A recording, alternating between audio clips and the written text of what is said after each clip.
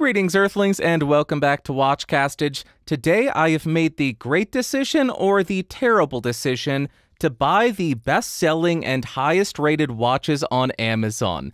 This is what I got, and here are my thoughts. Alright, the first and the highest-rated watch is the Casio F91W. This costs $19, 34,500 ratings. This is the digital watch. It's durable, it's a classic, it's cheap, it's light. When you put it on, you forget that it's there. It has the time, day, date, alarm, chronograph, or stopwatch. It is just an all-around incredible deal, incredible package for the $19 that it costs, and typically it's a lot less than that. So if this is the watch that you bought because it's the bestseller on Amazon, I think you're doing pretty well.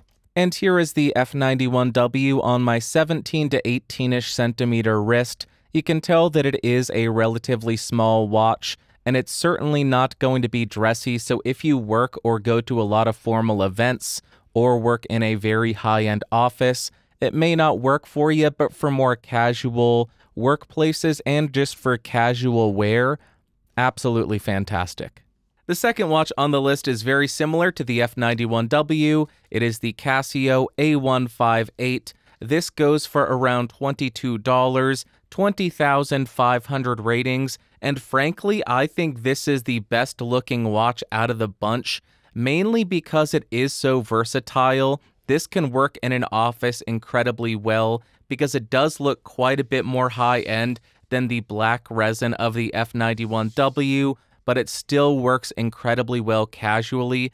It has all the same functionality as the F91W, alarm, chronograph, 12-hour, 24-hour, day, date, all of that stuff, so it is incredibly functional. Both of these watches do have 30 meters of water resistance, so not the most water resistant, but more than useful for day-to-day use. And here's a quick wrist shot of the A158 on my wrist. Again, just like the F91W, it is a little bit small, but I think that can work on most average-sized wrists. Just a great all-around looking watch, and it works in pretty much every single environment. Really cool watch. The next watch is another incredibly popular model. This is the Timex Weekender. This goes for $35 to $50, 19,000 ratings. If you're into watches at all, you will have seen this everywhere. Or if you just live in the world, you will have seen this everywhere because I'm pretty sure you can buy this at every single shop. Target, Walmart, Kmart, if those are still around. Also, in my opinion, this is another pretty versatile watch. It will work well in casual wear. It will also work well in an office because it is going to be high polished. It just looks a little bit higher end. One main drawback to this, one huge con, the movement is so incredibly loud. You will hear this all the time, and if you're in an office meeting and it gets quiet because something awkward happened, you will hear tick, tick, tick as everybody just glares at you. So maybe it's not that loud, but in my head, it really is that loud. A big pro for this, it has Indiglow. I will have an overlay here or a B-roll shot here so you can see what Indiglow looks like. Really cool for the price. And here is a quick wrist shot of the Timex Weekender on my wrist. You can see that it works really well on a 17, 18-ish centimeter wrist. A little bit smaller, a little bit more conservative, but all around a very workable size and a very classic design that works in pretty much every environment. Next, we have another watch from Timex, and it is the Timex Expedition Scout. This is my favorite analog watch of the bunch. Pretty universal sizing on this with a 40mm case. 49mm lug to lug, so a little bit longer, but it does have a really nice shape to it. The movement in this is quieter than the Weekender, so you're not going to have those same issues. You have a date window hidden right next to the 3 o'clock. Also, it has the same Indiglow. I will have a B-roll shot here so you can see that. The only thing that I would say is due to the coating on this and the design and this NATO strap, It's not going to work in all environments. This is more of a casual watch. And here you go. This is the Expedition Scout on my wrist. You can see that even though it does have a 49mm lug tip to lug tip, it still wears pretty well on my wrist. As I said, pretty universal sizing, but a bit more of a casual watch due to that coating. Not really going to work well in very formal or dressy offices. Next up, we have one of the most durable watches ever made, which would be the Casio G-Shock DW5600E-1V. Really big mouthful, doesn't roll off the tongue. This goes for $40 to $70, 12,500 ratings. What more needs to be said about the classic G-Shock Square? It's durable, it's functional, I understand why people love it. I love the functionality of it. I love the sense of security you get from it, but I feel like it's just a bit too chunky for me. And here it is on my wrist. I know it doesn't look terrible, but I just feel like it sits a bit too large on my wrist. I prefer a little bit more slender watches. For most dudes, for most men, this is going to work wonderfully, and if you're looking for a durable digital watch, definitely more casual. This is not going to be an office watch, a dress formal watch, but if you're looking for a casual watch, for most men, this is going to work excellently and just be a great fit, especially for the price, the durability, and the functionality. Next up, we have a really fun one, and that would be the Invicta Pro Diver 8928OB.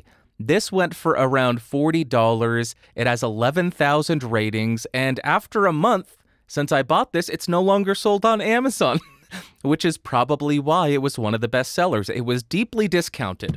But I do have to say, I was pretty shocked by this thing. The build quality of this thing is surprisingly good. It feels robust and durable. I hate the Invicta signing on the side of the case. That is incredibly gaudy, but it has a Seiko automatic movement inside of it. For 30 to 40 bucks, I can't complain about that. There's one thing that is glaringly obvious about this, and it's not the fact that it's gaudy and in your face. I don't mind that. I think that's kind of fun. I think that's a little bit funny. Hey, look at me. I'm wearing a really flashy watch. That's not it. It's the fact that this is pretty much a clone of the Rolex Bluesy, and I was trying to quantify and boil down why I hate that. I understand that it's bad that it's just copying somebody else's design, but when I was wearing this, I realized if criminals are looking at you, they're not going to see, oh, that's an Invicta from across the room. They're going to say, that looks like a Rolex Bluesy, a $30,000, $40,000 watch. Let's go rob them. So I discussed that idea with a family member, and we came up with a really great saying for this. It's a cheap way to be a good victim.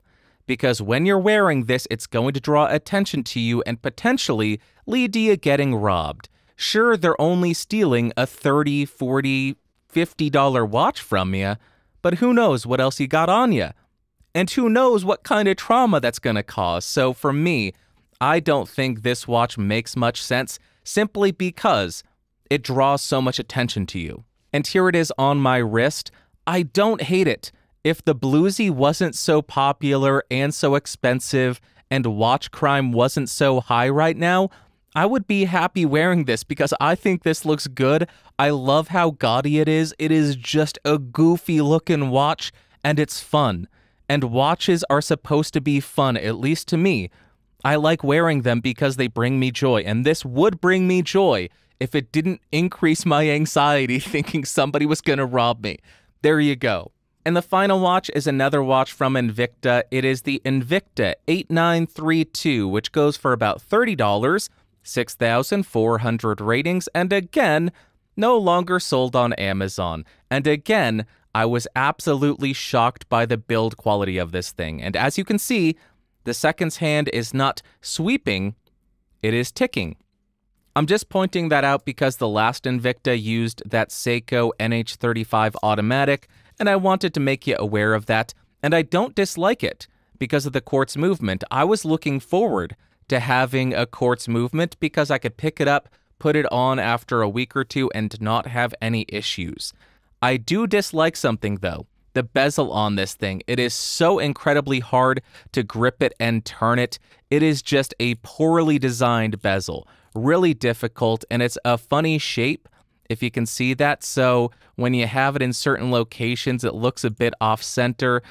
I really dislike the bezel on this thing. Also, as far as the bracelet, I don't hate it, but I do dislike the polished center links on this because this feels like a much more casual watch, but those polished center links make it look a bit too dressy, and in my opinion, it conflicts with the head of this thing. That's different from the other Invicta because this is going for extremely flashy.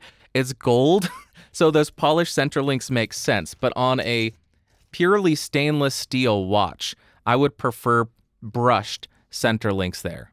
But other than the bracelet design and the bezel design, I really don't have much against this. I do want to point something out though. If you are buying somebody else one of these watches, one of these Invictas that has a bracelet, these use a pin adjustment system. So if they need to adjust it, they will need a set of watch tools in order to do so. I know it would be a real pain in the butt and a little bit disappointing if somebody got one of these watches, wanted to wear it, and the bracelet was too long and they didn't have the tools to actually resize it. So if you are looking at one of these watches, the Invictas, make sure that you also get tools for the person you're gifting it to so that they can size it up for their wrist.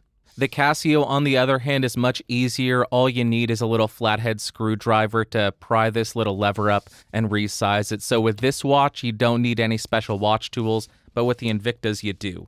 There you go. Those are the highest rated and best-selling watches on Amazon at the time that I bought them, because I didn't realize this at the time, but they update that every single hour. So the data set does not remain constant for very long. I wish I had known that before I tried this experiment.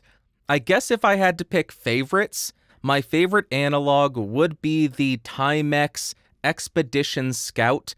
Much more casual, but I think this works excellently. Really nice size, great functionality, pretty much everything that I look for in a daily wear.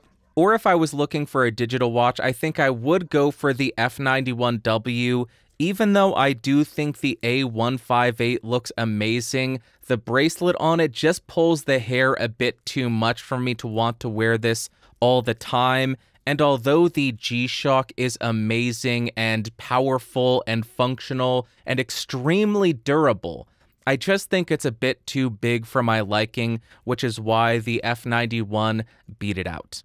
There you go. I don't know what else to say. I guess let me know which of these watches were your favorite in the comments down below. Also, let me know if you thought this was an interesting topic, because I'm going to be doing this with a bunch of other stuff, and maybe every 6 months or so, I could look at the bestsellers on Amazon and see if there's anything new or interesting, or if it's just the same old, same old.